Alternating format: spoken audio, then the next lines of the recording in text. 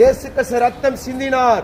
ஆண்டவராக இயேசு கிறிஸ்து மரித்து மண்ணோட மண்ணாய் போயிருந்தார். அவரை பற்றி பேசுறது எங்களுக்கு எந்த பிரயோஜனம் இல்லை. ஆண்டவராக இயேசு கிறிஸ்து அவர் மரித்து 3ஆம் நாள் உயிர்த்தெழுந்தார். அவர் இன்றைக்கு ஜீவிக்கிறார். அவர் ஜீவனுள்ள தேவனாக இருக்கிறார். சகோதரனே சகோதரியே, சற்று உன்னை நீ ஆராய்ந்து பார், யோசித்து பார். மரணம் உன்னை சந்தித்தா எங்கே போவா? உன் ஆத்மா எங்கே புறப்படும்? சகோதரி, நரகன் ஒன்று இருக்கிறது, பாதாளம் ஒன்று இருக்கிறது. பாவம் செய்கிறவர்கள் பாவத்துக்கு அடிமையா இருப்பார்கள். பாவம் செய்கிறவர்கள் பாவத்துக்கு அடிமை சொல்லுகிறது. நீங்கள் மனம் திரும்ப வேண்டும். உங்கள் பாவத்தை விட்டு மனம் திரும்ப வேண்டும். கடைசி காலம், இயேசு வரப்போகிறார். எல்லாம் முடிய போகிறது.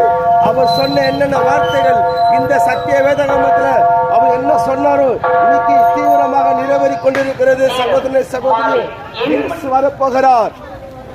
இயேசு சொன்னார், நாட்டுக்கு நாடு யுத்தங்கள், பூமி அதிர்ச்சிகள், பஞ்சங்கள், கொள்ள நோய்கள், பேரழிவுகள், தண்ணினால் அழிவுகள் வரும் என்று இயேசு சொல்லியிருக்கிறார். மன திரும்ப வேண்டும் இயேசு சொல்லியிருக்கிறார். எல்லோரும் மனம் திரும்ப வேண்டும். பரலோக ராஜ்யம் சமீபமாக இருக்கிறது.